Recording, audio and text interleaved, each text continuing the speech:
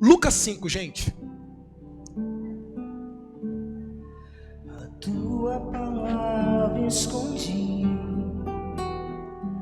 guardada no meu coração, Lucas 17. pra eu não pecar contra ti, Senhor. A tua palavra escondi, minhas vestes no sangue lavei, e das tuas águas bebi, pra ser uma oferta agradável a ti, minha vida a ti consagrei. Feche os seus olhos. Espírito Santo, fale conosco. Queremos ouvir a sua voz. Fale ao nosso coração. É o que te pedimos. Amém. Gente, ontem na live eu falei sobre isso. Assim, foram várias coisas que eu falei, e uma das coisas foi exatamente isso aqui: processo e resultado. Esse culto, esse momento aqui, é um resultado. Resultado de um processo. Tivemos o planejamento do culto, a preparação do culto. Houve um processo para chegar a esse momento, certo? E hoje, qual é a preocupação do ser humano? Resultado. E eu digo para você uma coisa: mais importante do que o resultado é o processo. O resultado é apenas consequência do processo. Quem te ensina, o que traz maturidade, o que traz experiência para a sua vida, é o processo e não o resultado. 1 ano e 3 meses existe Atos 2. Falei para os obreiros sexta-feira. Hoje a minha cabeça é muito diferente do que quando eu comecei aqui há 1 ano e 3 meses atrás. Por quê? Porque eu passei, estou passando, vou continuar passando por um processo. O que eu aprendi durante esse processo foi muito mais do que o resultado dele. Quando você, ou melhor, quando nós falamos no paralítico, o paralítico da Bíblia, imediatamente a sua mente acelera lá para o resultado. Opa! Foi curado. Normal. Ó, gente, hoje nós vamos falar do paralítico. Sua mente já acelera e já vai direto à cura dele. Olha, ele foi curado. Mas mais forte do que a cura, que foi o resultado, foi o processo. Olha que mensagem gloriosa, todas são. Mas olha só, vamos lá. Lucas 5, verso 17. Diz assim: ora, aconteceu num daqueles dias, estava Jesus ensinando, e achavam-se ali assentados fariseus e mestres da lei, vindo de todas as aldeias da Galileia, da Judéia e de Jerusalém. E o poder do Senhor estava com ele para curar. Então, vamos parar aqui. Eu ia ler tudo, mas eu vou ler pausadamente assim hoje. Jesus estava sentado, ensinando, muitas pessoas, de todas as partes, e sobre ele estava o poder de curar. Não se esqueça de uma coisa. Os fariseus, que eram os religiosos, estavam observando. Eles sempre estavam observando. Sempre. Eles assistiam tudo de camarote. Eles não se misturavam com Jesus e com as pessoas, mas eles ficavam de longe, o quê? Onde Jesus estava um fariseu, um religioso. Não se esqueça desse detalhe. Muito bem, então ele estava ali ensinando, e ao mesmo tempo que ele ensinava, ele curava, ele ajudava as pessoas. Vamos continuar. Verso 18. Vieram então uns homens, trazendo em um leito, quem? Um paralítico. E procurava introduzi-lo diante de quem? De Jesus. Verso 19. E não achando por onde introduzi-lo, por causa da multidão, subindo ao eirado, telhado, o desceram no leito, por entre os ladrilhos, para o meio, diante de quem? Diante de Jesus. Então, preste atenção nisso. Chegou um homem, paralítico, carregado por 4 homens. E qual era o objetivo desses homens? Levá-lo até Jesus. E, obviamente, qual era o objetivo desse paralítico? Não. Ser curado eu sei. Chegar até Jesus. Só que quando ele chegou no lugar, é como se ele estivesse aqui, Jesus lá do outro lado, e a multidão. Gente, eu estudei a semana toda essa passagem. Eu fui aqui, fui ali, para chegar hoje e passar para você essa mensagem que vai avivar a sua fé, que vai trazer renovo para o seu coração. Quando eles chegaram, não tinha como ele chegar a Jesus. O que eles fizeram? Levaram ele pelo telhado. Eu queria que você imaginasse essa cena. Se uma pessoa comum, sem nenhum problema de saúde, sem nenhuma deficiência, já é difícil subir no telhado, já é perigoso. Imagina um paralítico. E ainda por cima, com 4 pessoas. Deixa eu falar uma coisa para você. A Bíblia não fala que esses homens eram amigos do paralítico. Mas uma coisa é nítido aqui. Esses homens estavam ligados no propósito de vida daquele homem. Esses homens o ajudaram a chegar até Jesus. Vou dizer uma coisa para você. Tenha na sua vida pessoas que estão ligadas ao seu propósito. Tenha na sua vida pessoas que te ajudam a chegar a Jesus e não pessoas que te afastam dele. Se você tem uma amizade que te distancia de Jesus, essa amizade não é boa para você. Você tem que cortar essa amizade. Esses 4 homens, eles estavam ligados no propósito de vida. Eu sempre falo para vocês, Deus, ele une propósitos. Acredito que tem gente aqui, que hoje está aqui nesse culto, porque fulano de tal veio aqui, te convidou, ou seja, olha os propósitos ligados.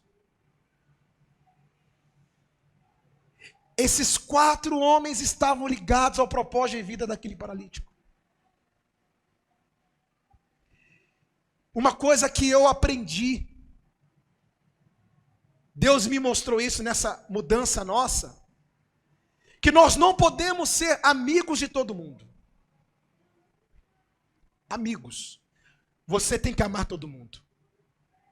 Ser amigo é uma outra coisa. Por quê?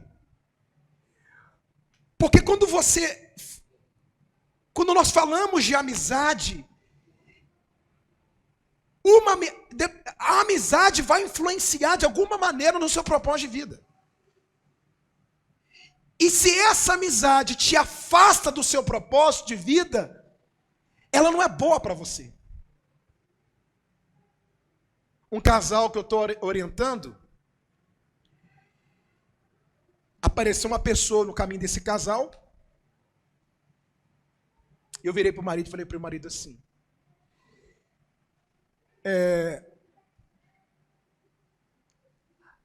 as brigas com a sua mulher, o desconforto, começou quando?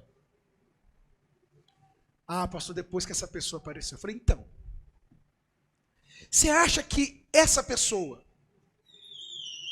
te ajuda no seu propósito de vida? Ele veio para mim e falou assim, não. Eu falei, então, para que cultivar uma amizade que, o que, gente? Te afasta. Esses 4 homens correram risco de vida, mas qual era o propósito deles? Levar o paralítico até quem? Se não te leva para perto de Jesus, pula fora. Se não edifica a sua vida, pula fora. Se não te ajuda, pula fora. Se não agrega valor, pula fora. Não te ajuda, pula fora.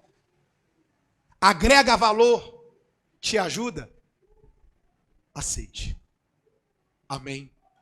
Isso em tudo. Amizades, qualquer tipo de conteúdo. Ontem falei na live sobre livros, e teve uma pessoa que me perguntou, quais livros? Eu falei, olha, livros que tenham conteúdo, que realmente vão agregar valor na sua vida. Realmente livros que estão ligados ao seu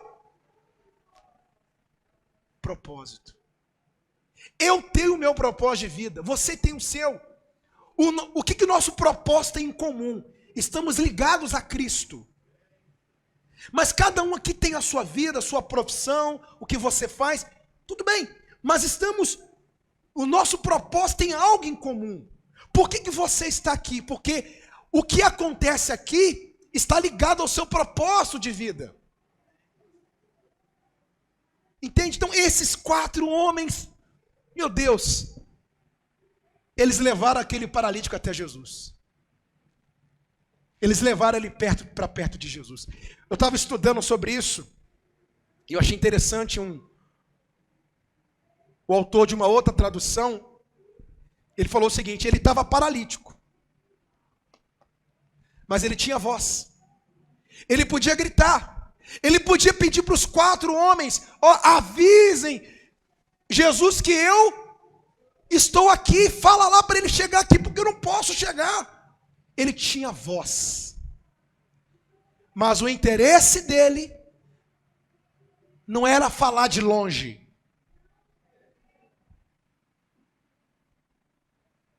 era ficar perto. Não podemos ficar de longe. Não existe compromisso com Deus de longe. Temos que estar perto dele. E aí, fulano, como é que você está? Eu estou meio de longe de Jesus. Não. O quê? Perto. Qual é o problema dos casamentos hoje? Marido longe da mulher, mulher longe do marido. Problema. Você sabe que o distanciamento é uma brecha para tudo que é ruim no relacionamento. A melhor coisa no relacionamento é quando ele tá bem estreito, né? Os dois estão o quê, gente? Juntos. Esse homem não queria ficar de longe, ele queria chegar até quem? Até Jesus. Diz mais. Posso ler? Verso 20. Vendo-lhes a fé, Jesus disse ao paralítico: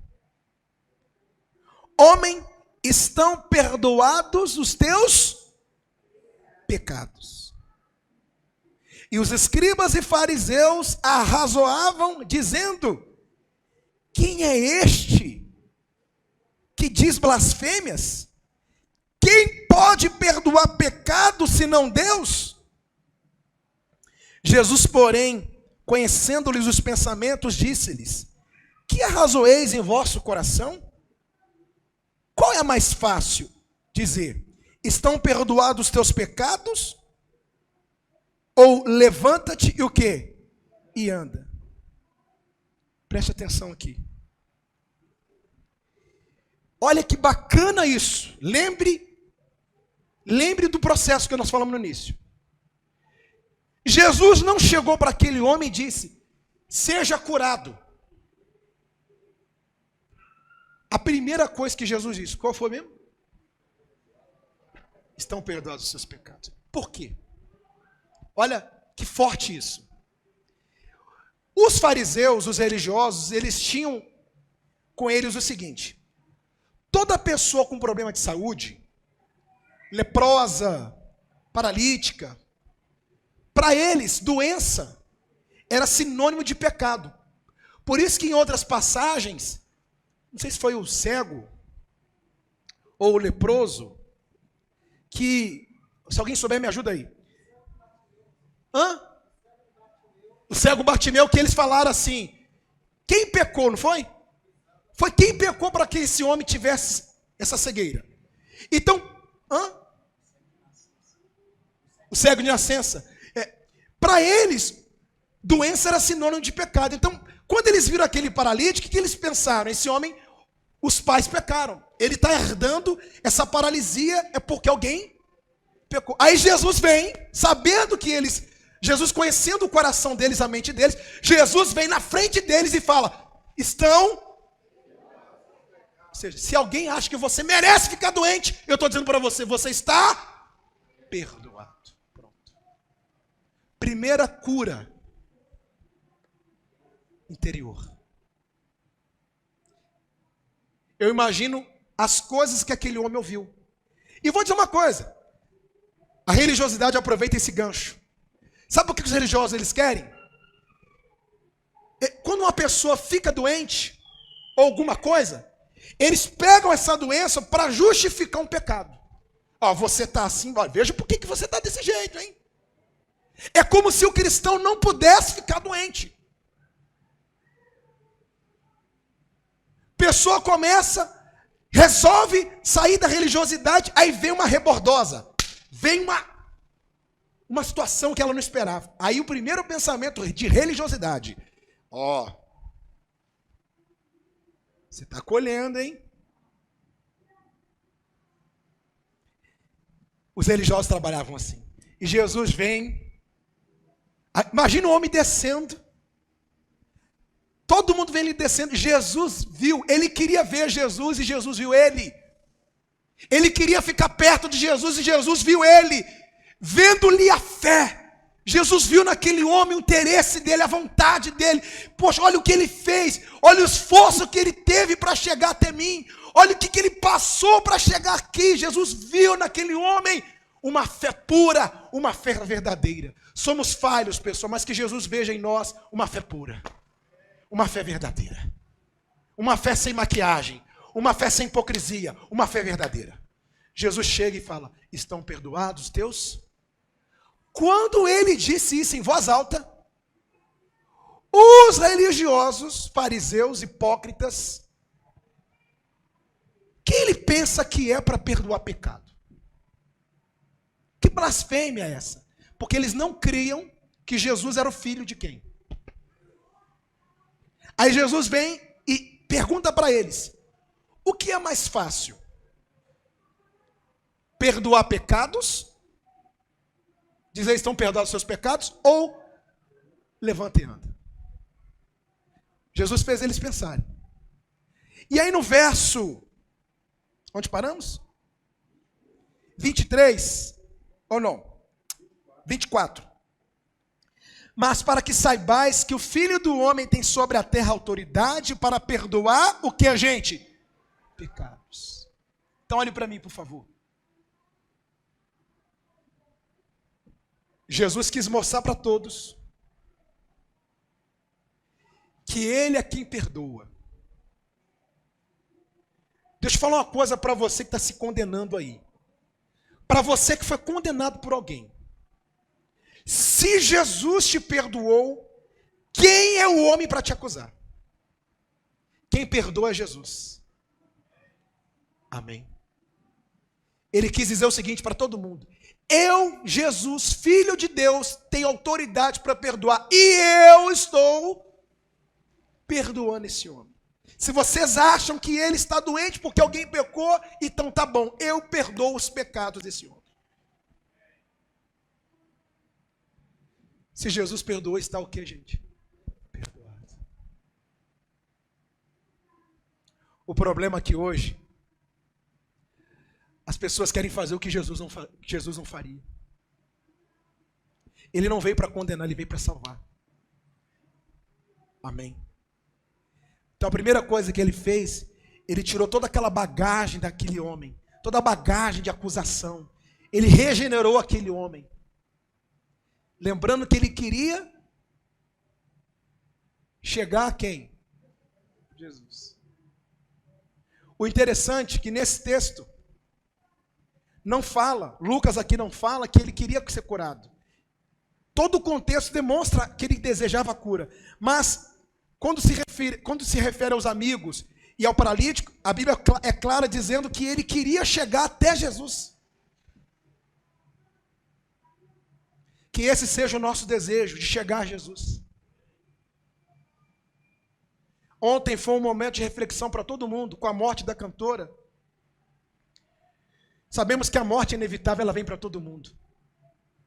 Ninguém se prepara para o último dia de vida, mas o cristão verdadeiro se prepara para depois da morte. Amém, gente? E sabemos que depois da morte estaremos perto de Jesus. Que o seu maior desejo aqui na terra é estar perto de Jesus. Que o seu maior desejo seja chegar a Jesus, sempre. Amém? Foi perdoado.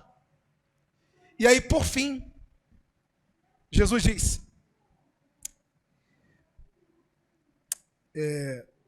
disse ao paralítico, eu te ordeno, levanta-te, toma o teu leito, e o que, gente? E vai para casa. Imediatamente se levantou diante deles, e tomando o leito em que permanecera deitado, voltou para casa. Como, gente? Não sei. Glorificando a quem? A Deus. Todos ficaram atônitos, davam glória a Deus, e possuídos de temor, diziam, hoje vimos prodígios.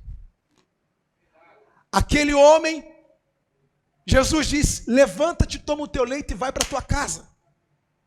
Perdoou ele, curou ele. Interiormente falando, curou de sua paralisia, ele voltou para casa andando e glorificava a quem? A Deus. Tudo o que aconteceu com ele, todo aquele processo, foi para a glória de Deus. Todo o processo que um cristão passa, é para a glória de Deus. Resultado, cura interior e cura física. Mas olha o processo. Olha o contexto, olha o todo.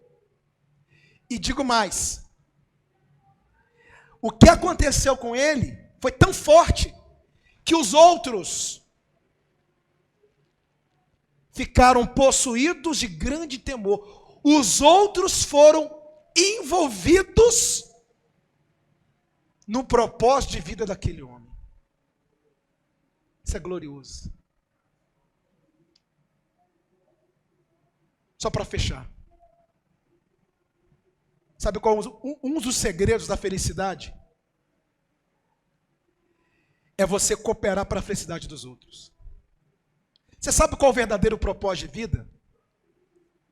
é você estar com Jesus, e esse seu propósito influencia outras pessoas. O que aconteceu com esse homem, todo mundo viu ele passando pelo telhado, todo mundo viu ele descendo, todo mundo viu o que aconteceu. Todos foram envolvidos. Olha o processo. Muito mais do que a cura de uma paralisia, foi o que aconteceu naquele lugar. Amém, pessoal? Que estejamos inseridos sempre nesse propósito. De estarmos pertos de quem? De Jesus. Amém? Fiquem de pé, por gentileza. Os obreiros podem preparar a ceia. Por favor, feche os seus olhos. Senhor, muito obrigado por essa palavra. É tão glorioso quando a gente vê isso. Esse homem, ele passou por tudo, correu até um certo risco de vida, mas tudo porque ele queria chegar até o Senhor. Que esse seja o nosso desejo, de estar perto sempre do Senhor. Ah, Deus, nos ensina a olhar para Ti, nos ensina a buscar o caminho da edificação. Se não acrescenta, se não edifica, se não agrega valor na nossa vida, não podemos nos associar, Senhor. O Senhor nos ensinou a amar as pessoas, a respeitá-las, e isso queremos fazer sempre. Mas, ó Deus, nós não queremos comprometer a nossa fé, a nossa vida em Ti com coisas desse mundo. Nos ajude sempre, meu Pai. É o que te pedimos e te agradecemos. Amém. Amém. Nós vamos servir a ceia.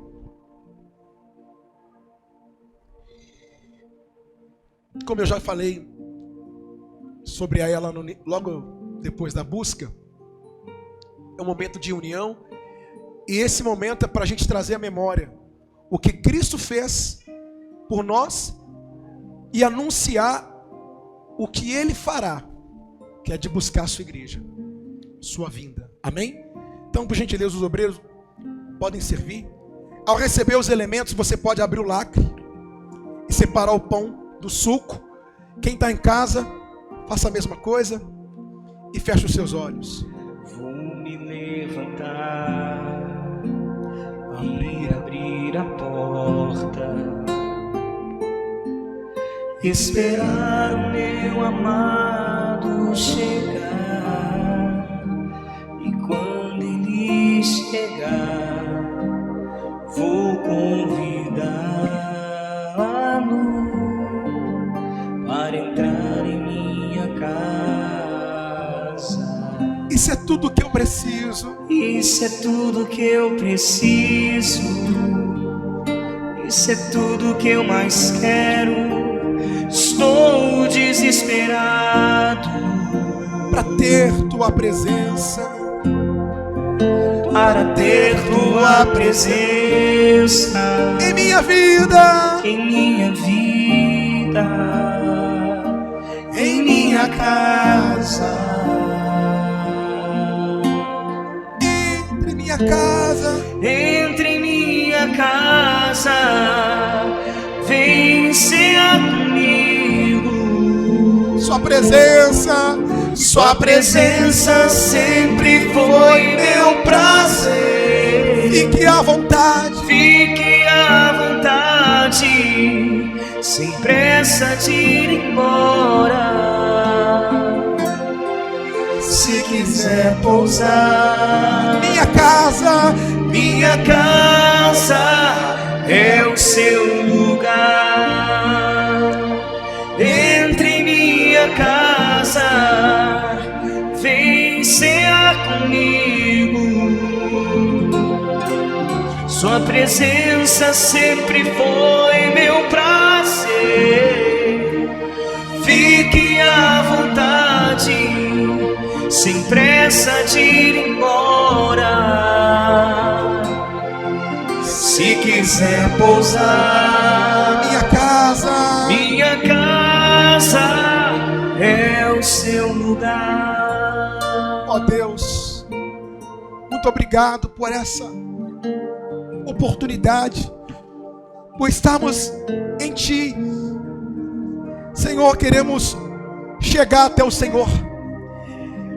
Queremos chegar até o Senhor sempre, meu Pai. Que os nossos passos, os nossos caminhos. Obrigado, Senhor. Levante o pão. O Senhor naquela noite, na noite que o Senhor foi traído, o Senhor tomou o pão, tendo dado graças, o partiu e disse: esse é o meu corpo que é dado por vós. Aleluia. Esse pedaço de pão em nossas mãos representa a tua carne. Coma do pão.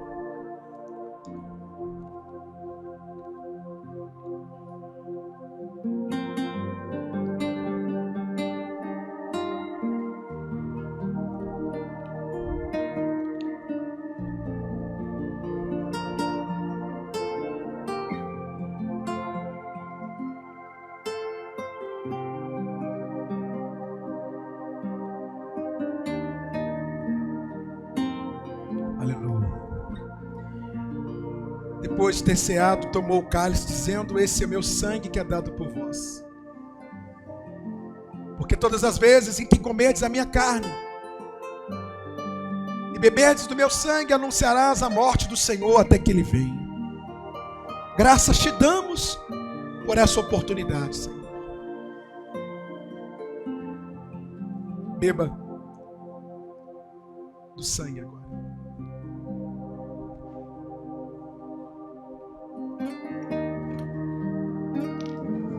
Pega as suas mãos, agradeça a Ele. Agradeça a Ele por te incluir no propósito dEle. Ele nos escolheu para o plano que Ele elaborou. O Senhor nos inseriu no teu propósito, meu Pai. E graças te damos por isso. Venha nos conduzir todos os dias. Venha nos guardar todos os dias, Senhor. A nossa vida está em tuas mãos. O nosso coração, Senhor, a ti pertence. Tu és a nossa força. Tu és a nossa salvação. O nosso tudo. Te adoramos, te bendizemos e te glorificamos. Muito obrigado, pois a nossa vida entregamos em tuas mãos. E os que creem, digam amém. Graças a Deus. Graças a Deus.